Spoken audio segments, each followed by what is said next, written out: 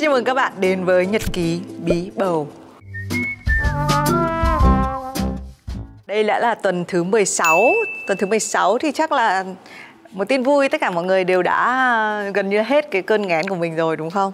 Và cái câu chuyện lớn nhất của tuần này đấy là tăng cân hay là chết. Nói vui một chút xíu thôi, bởi vì mọi người biết là đến cái thời điểm này thì em bé đã gần như tăng gấp đôi bình thường. Nếu mà chúng ta hình dung về cái kích thước của em bé thì sẽ giống một quả bơ. Bởi vì đã tăng cái cân nặng cũng như chiều dài gấp đôi so với tuần trước, cho nên cái cơ thể của người mẹ chúng ta bắt đầu cũng phải chịu một cái áp lực là đáp ứng xem là chúng ta nên ăn bao nhiêu mỗi tuần hay là ăn những cái gì để tăng cân. Mọi người đều biết là trước đây thì tất cả các bà mẹ Việt Nam đều bị một áp lực là ép cho ăn thật nhiều, và có một câu gọi là cổ truyền, đấy là chúng ta ăn cho hai người, một người thì rất là bé nhưng một người thì bình thường, nhưng mà không biết tại sao lúc nào chúng ta phải ăn gấp đôi và ăn rất là nhiều cơm, nhiều tinh bột, nhiều chất béo. Nhưng thực ra đây là cái điều đi ngược lại khoa học, bởi vì trong cả một cái thai kỳ thì chúng ta chỉ được tăng khoảng từ 12 đến 15 cân. Ở cái thời điểm này thì Thúy nghĩ là maximum, tức là nhiều nhất mà chúng ta tăng cân đấy là 5 cân mà thôi. Vì thế thì mình gợi ý là chúng ta có một cái cân để ở nhà nhé. Đấy. Và mỗi tuần thì chịu khó đứng lên cân để xem là mình đã nặng bao nhiêu rồi. Cái cách thức để mà giúp cho chúng ta vẫn có thể đầy đủ sức khỏe nhưng mà không bị béo, đấy là chúng ta ăn nhiều những cái snack nhỏ. Snack nhỏ đây thì gồm có thể cheese, format mà không quá là béo chẳng hạn. Đấy, thì mình thì rất là... Mình không biết tại sao, bình thường thì mình không bao giờ mình ăn format, nhưng mà lúc mình có bầu thì mình rất là thích. Hoặc là những cái snack nhỏ, những cái loại hạt như hạt điều này, các cái loại hạt thì nó luôn có một cái phần mỡ, một cái phần chất béo rất là nhỏ trong hạt, ăn rất là bổ dưỡng và lại không bị tăng cân quá nhiều, đồng thời giúp chúng ta giải quyết cơn đói. Bây giờ quay về việc là thai nhi đã phát triển như thế nào. Và lần trước thì mình nhớ mình đã nói về việc là một ngày thì em bé làm cái gì trong bụng mẹ. Thì cái tuần này mọi người đã thấy là em bé tập thể dục thể thao càng ngày càng nhiều hơn. Đấy là lý do mà chúng ta sẽ cảm nhận được cái cử động của thai nhi. Có rất nhiều người miêu tả những cái trạng thái khác nhau khi mà cảm giác là thai nhi chuyển động. Có người sẽ nói rằng như là một loạt các bong bóng nổ. Đấy, pop, pop, pop, pop, pop, pop. Nhưng cũng có những người so sánh nó rất là lãng mạn là như những cánh bướm bay ở trong bụng. Thì mình chỉ nhận ra một điều, đấy là mỗi lần mình thấy có một cái cử động trong thai nhi á, mà cử động thì mình sẽ nói là ôi anh ơi, cử bắt đầu đá rồi. Và sau đó anh nhà mình sờ vào bụng thì chả thấy cảm thấy gì cả, và cứ nhìn mình như là mình là một kẻ nói dối. Nhưng mà thực ra đây là cái mối liên hệ rất là intimate, rất là đặc biệt giữa mẹ và con thôi. Bởi vì em bé còn nhỏ này, cho nên là chỉ có người mẹ thì mới cảm nhận được thấy. Và cái điều cực kỳ đặc biệt nữa mà thế mình thấy mình thì không cảm nhận thấy, hay là do mình biết những cái thông tin này nó hơi chậm, nhưng mà mọi người có nghiên cứu là em bé hay nấc cụt. Tại vì nấc cụt thì chính là cái luyện tập những cái hít thở. Và nếu mà người mẹ tinh ý thì thậm chí biết là con mình nấc cụt ở bên trong bụng, với cái nói chung là theo kim đồng hồ trong 1 phút thì sẽ có vài lần kiểu tích tích gì đấy. Tức là có thể một số bà mẹ tinh tế hơn thì mình sẽ nhận ra, còn mình chỉ thấy là thỉnh thoảng có bực trong bụng mình một tí thế thôi. Nhưng mà dù sao đây cũng là dấu hiệu là em bé rất là khỏe mạnh. Một cái nghiên cứu khoa học rất là thú vị đấy là mọi người biết rằng là mọi người khám phá ra là tuần thứ 16 thì em bé có vẻ gần như là giống như biết hát trong bụng mẹ.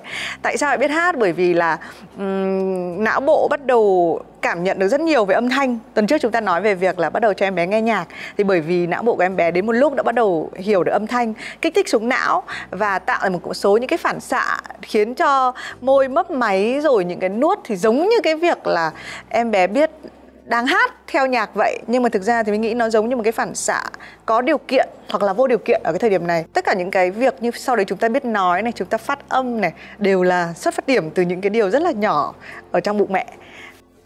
Hôm nay thì mình hơi lộn xộn một tí xíu, tức là cứ vừa mẹ vừa con, nhưng dù sao chúng ta cũng không thể tách rời chuyện bí bầu được. Cho nên là ở cái tuần này thì nhớ lại thì mình cũng thỉnh thoảng mình hơi bị choáng váng ấy, hay là mình đang làm cái gì đó thì mình thấy mệt và muốn ngồi xuống, thì cái vấn đề về huyết áp là cái điều cực kỳ quan trọng trong cái thời điểm này của người mẹ. Có thể gây ra những cái cơn choáng này, hoặc là mắt mình bị mỏi này. cái phần ngực của mẹ thì cũng cảm thấy là nó khó chịu, nó căng hơn, bởi vì cái thời điểm này là thời điểm sữa mẹ cũng đang phát triển rất là nhiều. Và đặc biệt là chúng ta, tại sao nói về câu chuyện tăng cân? Bởi chúng ta nhanh đói hơn bình thường. Mỗi ngày bạn sẽ phải cảm thấy là ăn nhiều hơn. Và tuyệt đối là chúng ta không áp dụng những cái chế độ về ăn kiêng hay là detox trong thời gian này. Tăng cân khá nhanh này, bất kỳ chỗ nào cũng có thể cảm thấy là nó như một loại bột nở. Hôm nọ thì mình cũng choáng váng khi nhìn thấy đùi của mình kiểu to ra. Đấy. Rồi mông của mình cũng to ra. Tất cả các số đo của mình đều có vẻ như to theo chiều ngang. Chiều cao mình không cao nữa, nhưng mà cứ thế là giống như đập bẹp phát ra như này. Thì cái điều này là điều xảy ra với tất cả phụ nữ. Ok, chúng ta không béo hơn những người khác.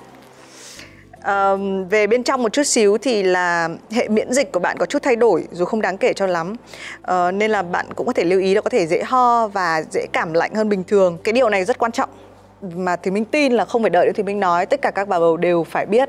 Đấy là chúng ta tuyệt đối tránh sử dụng thuốc, nhất là thuốc kháng sinh, vì nó gây ảnh hưởng cực kỳ tai hại cho thai kỳ.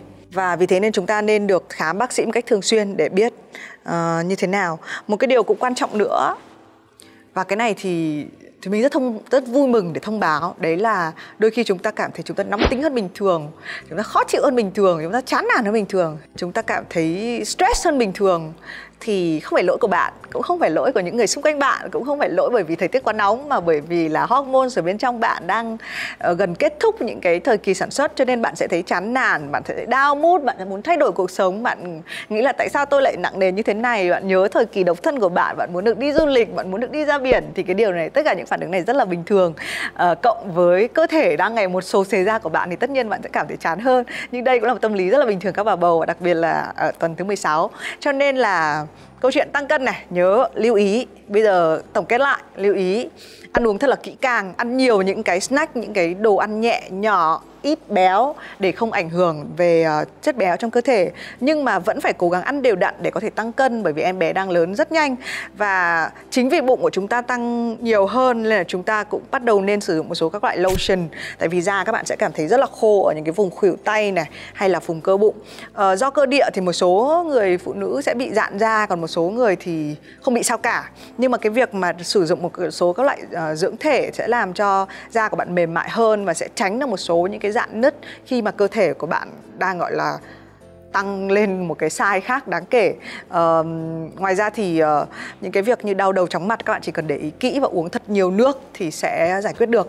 Trong tuần 16 thì mình nghĩ là một cái tuần khá là êm ái cho các bà mẹ, không có những cái dấu hiệu gì quá bất bình thường. Nếu mà bạn khi đánh răng bị hơi chảy máu này, vì là cái phần níu ở lợi này, hay là phần nang ở mũi nó hơi nhạy cảm một chút xíu thì bạn chỉ cần chăm sóc nhẹ lại. Tất cả những cái dấu hiệu này đến lúc bạn sinh em bé ra thì sẽ hoàn toàn biến mất, nên bạn không cần phải lo sợ. Tuần 16 xin được kết thúc tại đây. Chúng ta sẽ đương nhiên gặp lại nhau tiếp nữa vào tuần 17. Bây giờ thì xin chào.